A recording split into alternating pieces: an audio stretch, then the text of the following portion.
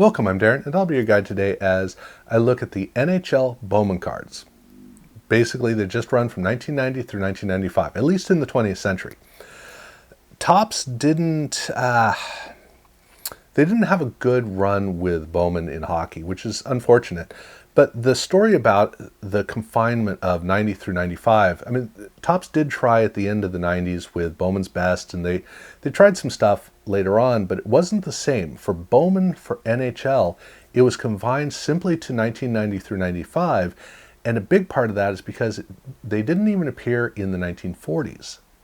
Because after World War II, when Bowman sort of launched back into sports cards, they made a baseball card set, they made a football card set, and they even made a basketball card set, but they did not make a hockey set, which is understandable because hockey was very new and they only had 6 teams, and 2 of those teams were in Canada, for crying out loud. So it wasn't like the sport had the same kind of American presence that basketball had, even though it was more popular, but it was still more regional. So basketball looked like it would be a market that would be more broad, which it certainly would be. Bowman just didn't see a reason to bother, or didn't appear to see a reason to bother with making hockey cards. So hockey collectors did not experience Bowman cards in their run in the 40s and 50s. So it wouldn't be until 1990 that Bowman would ever be a name associated with hockey cards. And it does make sense that Topps would release Bowman in 1990 in the hockey card market because of the unique circumstance of the 1989 and 1990 hockey card situation. And what I mean by that is in 1988, Topps was alone making hockey cards and football cards, and there was good competition in baseball, but baseball was cash cow. And then over in basketball, Fleer was doing its best to keep basketball cards alive, but there just wasn't much of a market in those 3 sports. Only in baseball was there a market. However, in 1989, the landscape radically shifted where Fleer found NBA hoops rushing into basketball and dramatically increasing basketball card sales. Over in football, Score and Pro Set both showed up and dramatically increased the sales of football cards. And over in baseball, Topps had released Bowman as a nostalgia cash grab, only to find Upper Deck showing up and doing what Topps was hoping Bowman would do, but much better. And the fact was, Topps was still able to sell Bowman packs, and Upper Deck was able to sell an amazing number of Upper Deck packs. Every single card market was increasing with these new brands showing up. The only place that wasn't really increasing was over in hockey because there was only Topps. There was nothing else for people to buy. The fact is, it was obvious that people would buy their top set. They would also buy these other sets. And so that meant that if Bowman had been released in hockey as well, for whatever reason, because it didn't make sense to Topps Brass, but they could see that if they did release it in 1990, people would collect their Topps cards, and then they would collect their Bowman cards as well. So, because nobody was there in hockey, in 1990, Topps released Bowman as the second sport that they would release Bowman in. Only the same thing happened with Upper Deck. Upper Deck had released in just baseball in 1989, and then they expanded out to hockey in 1990. But then Pro Set also started off in football only in 89, and then they expanded into hockey in 1990. Score also expanded into hockey, which means that hockey went from 1989 with 1 brand to 1990 with 5. Just like that, Topps got crowded out. And so the opportunity for Bowman to be, 1, a bit of a cash cow in hockey, and 2, a brand that would endear itself to hockey collectors before anybody else really made a statement, ended up getting swallowed up by much, much better competition because Pro Set, Score, Upper Deck, much better cards, much stronger designs, especially over the 1990 design of Bowman, which is one of the most boring cards ever. I mean, this card has almost no distinguishing factors on it because they wanted the image to read well. And as you can tell, that's literally all this card was designed for. See, in 1989, when Bowman was released in baseball, it was an oversized card to make it unique. They had an interesting signature on it which brought back cards from the past, but they also did a better job of selecting images. In 1990, the card was shrunk down to a normal card size, but the image got more intricate, it required a better printing for the image to really read. The design was trying to get out of the way and let that image work, where the only design feature on this card is that rainbow band on the inside of the border. And even the text for the player name is scrunched right into it, which makes it almost completely unreadable. The card back, there's nothing really endearing about the card back. This is a card that was supposed to be an event, but it was not an event. In '89, the images were stronger because of how they were selected. In 1990, they got too busy. And so unfortunately, this is a card that never stood out in the hockey market in 1990. It was the fifth wheel, if not the sixth wheel, of a five-wheel market. So unfortunately, this was a very unfortunate choice that Topps made, not to release Bowman, but instead to use the same design that they'd used in baseball, because the baseball design was underwhelming. In hockey, whether they knew they were going to have competition or not, I don't know, but this design just didn't work. They didn't even have any subsets or anything special in the set. They had some checklists, but that was it. So there was nothing interesting about the set either. At least they did have inserts though. So in every pack there was an insert for hat trick. That was the insert set, and any player who had a hat trick in the previous season got one of these insert cards, which were done the same way as any other insert card by Topps, where it's a glossy card on the front, and then on the back it's a bleached white back, which looks a lot more professional and a lot nicer than the regular Topps cards. But they also did a Tiffany set. And the thing was that Topps at this point was selling Tiffany sets that were high-end, complete sets that were sold to high-end collectors. So they're a lot more expensive, and all of the cards in the set were printed virtually the same way as the insert cards. So they have a glossy front, and then the back has that bleached white card back. Now, if you're trying to find one of these cards to buy, you can't really tell the front if you don't have it in person. So if you're seeing a picture of it, the front, you can't really tell if it's glossy or not very well.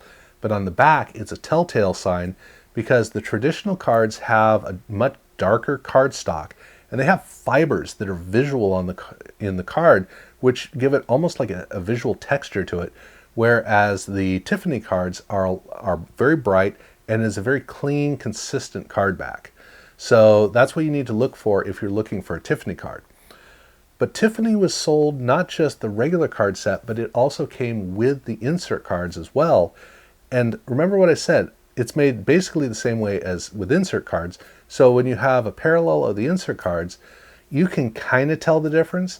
But on the front, it's a little bit glossier, but that's really tough to tell. On the card back, the best I've been able to tell is that the regular in-pack cards have a cleaner, crisper printing than the Tiffany cards.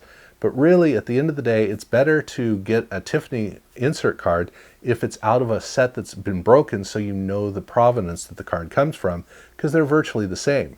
There are no R trademark types of changes otherwise on the cards. That's just unfortunate.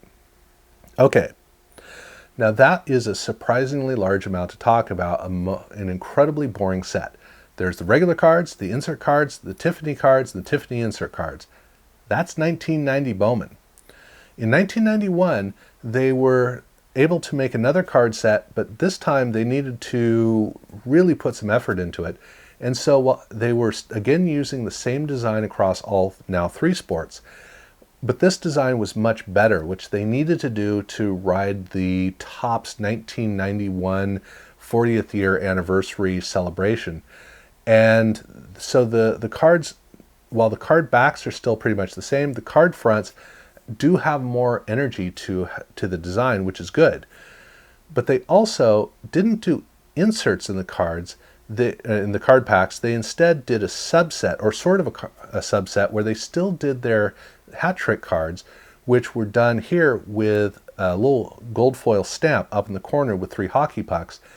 This is not a parallel. These are standalone cards dedicated to each player who got a hat trick. So that means that all hat trick players now have 2 cards in the set. The way it works is this set in 1991 was laid out team by team. So it starts with Boston and it goes through Winnipeg. And so every team that had a player who had gotten a hat trick, that team grouping starts off with hat trick cards, and then the player gets another card for their player card later on in that series. So the card set is actually laid out where these are almost like header cards for appropriate teams, which does at least give some order to it and helps out a bit. But they did do it in an actual subset because Topps was starting to get into using gold foil. They'd done it for Stadium Club, and they were using it for Bowman as well as, in certain circumstances, for Topps as well. And so this was part of how they wanted for Bowman to really stand out and be the kind of card that people really wanted to pursue. And so you had the hat trick cards, but they also did a subset of the playoffs, which closes out the entire set. Each one of these playoff cards has a gold foil stamp of a trophy on each card, and then it is dedicated to each series of the playoffs. So on the front, it shows a picture from the playoff game, and it shows the two teams, and on the back, it breaks down the results of that series. And they laid the set out so that it starts off with each series in the first round, and then each series in the second round, and then each series in the third round.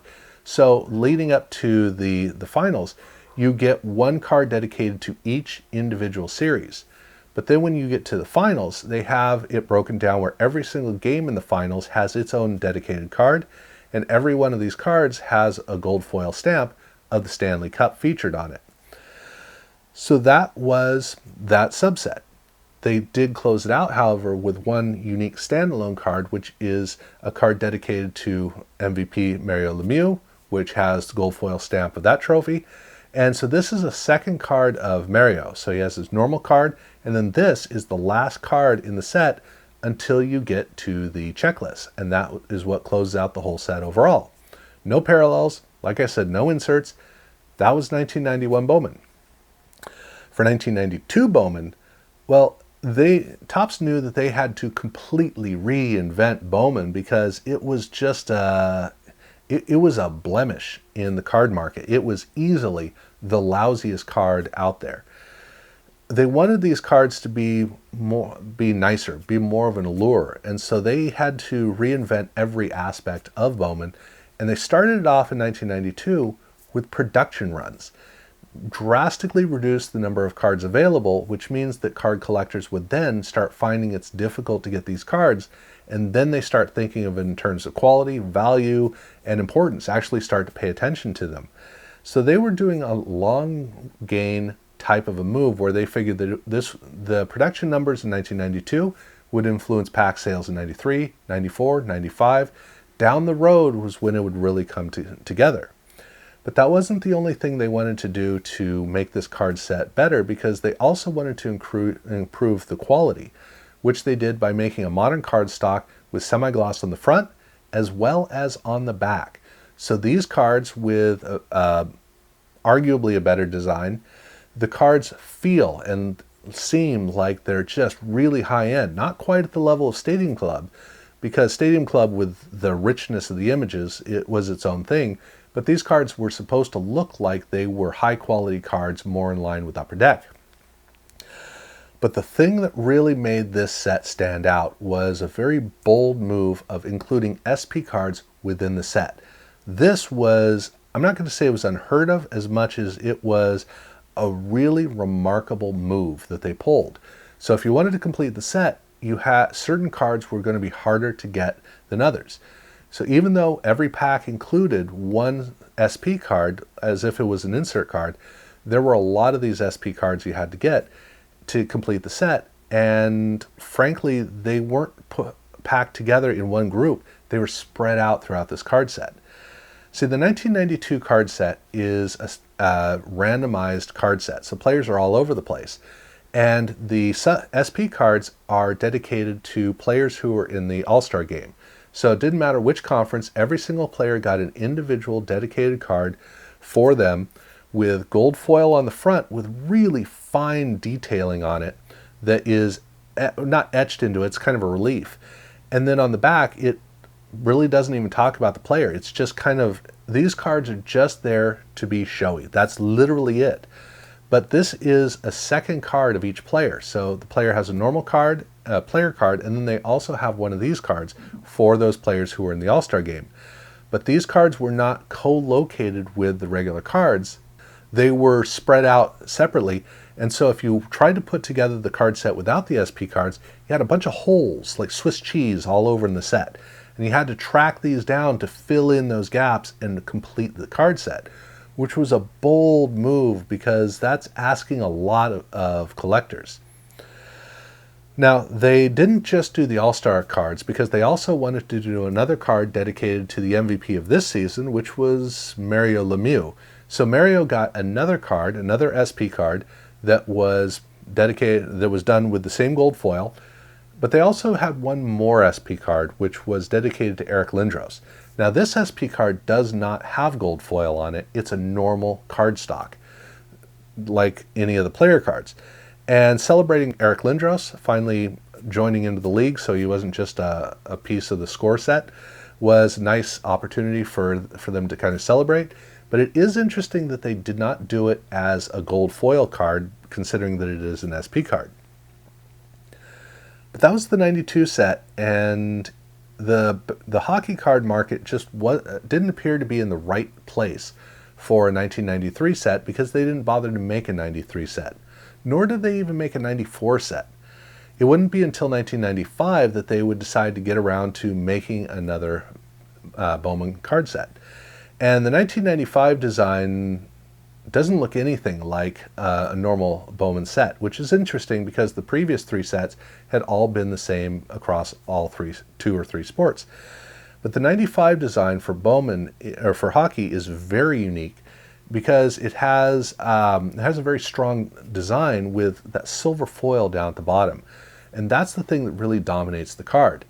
Like the other sports, they do have a red foil Bowman logo on the card, but this card is such a distinct look for hockey that it is easy to not realize that this was a part of the Bowman legacy. Now, they did do some special design cards where they have transition cards where they have a color fade that transitions from one color down to the bottom. And so these cards look really nice. And then also for rookies, they have a baby blue border instead of a white border. But that was all they did of interest for the card set because it's Bowman, why would you do anything else? But they did a parallel for the 1995 set, which was really cool, where they chromed the card, but they did it using silver foil for the chroming as opposed to the Topps Finest approach they would use for Topps Chrome in 1996. So here they have a foil chromed card, which actually, I gotta admit, is a cool look to the card. I like how it comes across. But outside of that, they only did 2 inserts, and by the mid-90s, you really needed to do more than that. And Bowman was built on the premise that people just wanted to collect Bowman cards, which was kind of working in football and definitely working in baseball, but in hockey, that was a big ask. They did have 2 insert sets, though, and one of those was the 95 Draft Prospects. These cards are also chromed on the front, and they look at minor league players who are going to be expecting to come into the NHL. So none of these cards have NHL logos on them, which actually kind of was a foreshadowing of what would come down the road. The other insert set, though, was a Bowman's Best preview set. Now, this is not the first time that they did a Bowman's Best preview set, because in 1994, in Finest Packs, there was a Bowman's Best preview set with a very fine, intricate detailing on the cards. So in 1995, they didn't do it in Finest, they instead did it in Bowman. And these Bowman's Best cards have a really strong design feature on them that looks really good. I wish they'd done sets of both of these. They only did insert sets of these, though. And so for Bowman's Best, this is all we got, including the refractor parallels.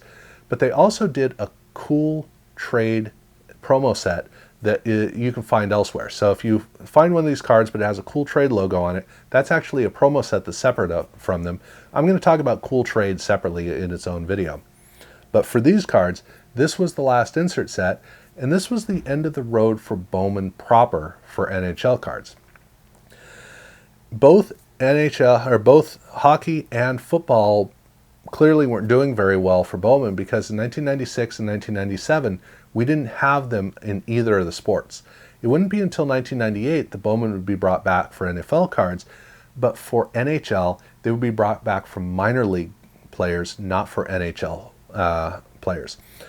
But they did in 1998 bring Bowman's Best to NHL cards. So there will be packs for NHL cards in 1998 for Bowman's Best, and for minor leaguers with regular Bowman in 1998.